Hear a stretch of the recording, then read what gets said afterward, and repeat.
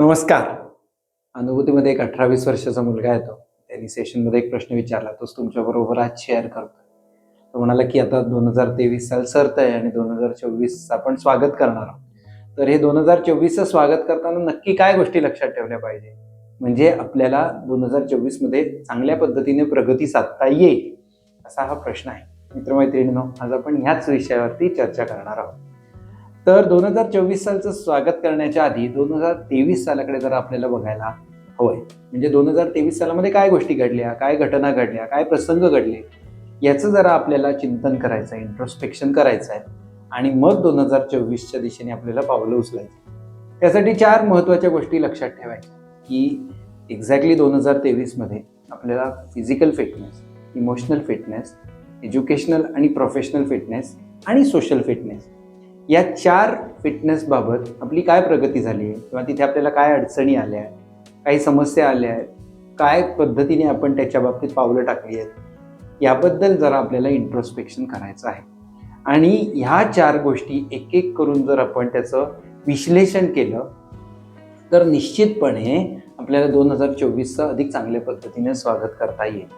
तर 2023 मध्ये फिजिकल फिटनेसच्या बाबतीत आपला फिटनेस इम्प्रूव्ह झालाय का, किंवा दिवसभर आपल्याला फ्रेश वाटतंय का, किंवा आपण पूर्वी ज्या गोष्टी केल्या नव्हत्या त्या 2023 मध्ये करू शकलोय का, आपण आजारी कमी पडलोय का, ह्या स्वरूपाचं एक चिंतन करून पहा. त्यानंतर इमोशनल फिटनेसच्या बाबतीत आपली चिडचिड कमी झाली आहे का, राग कमी झालाय का, दिवसभर आपल्याला आनंद समाधान वाढलाय का आपला, त्याचप्रमाणे कामातला उत्साह दिवसभरातला 2023 मध्ये आपला वाढलाय का, नसेल वाढला तर काय नक्की समस्या आहेत, आपल्याला इमोशनल फिटनेसच्या काही अडचणी आल्या का, काय तिथे सुधारणा करायला हवी, याचं चिंतन करून पहा. तिसरं म्हणजे एज्युकेशनल आणि प्रोफेशनल जो फिटनेस आहे त्याच्या बाबतीत आपण जर काही उद्दिष्ट ठेवली असतील तर त्या दृष्टीने योग्य पावलं उचलली आहेत का, किंवा आपण कुठे कमी पडलो आहे का, हे सगळं आपल्याला त्या दृष्टीने पाहायचं आहे. आणि चौथी आणि सगळ्यात महत्त्वाची गोष्ट म्हणजे सोशल फिटनेस.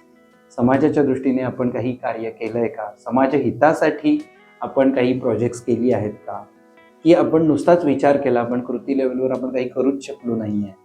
तर या 4ही गोष्टींचा आपल्याला विवेचन करायचं आहे किंवा चिंतन करायचं आहे, इंट्रोस्पेक्शन करायचं आहे.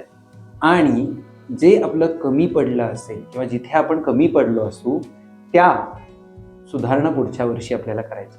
2024चं स्वागत करताना हे 2023चं पहिलं नीट चिंतन करा आणि जिथे आपण कमी पडलो आहे ते 2024 मध्ये आपण कसं साध्य करणार त्याचा एक आराखडा तयार करा, त्या दृष्टीने पावलं उचला. आणि जे 2023 मध्ये आपण चांगलं केलेलं आहे ते कंटिन्यू ठेवायचंच आहे, ते नर्चर करायचंच आहे.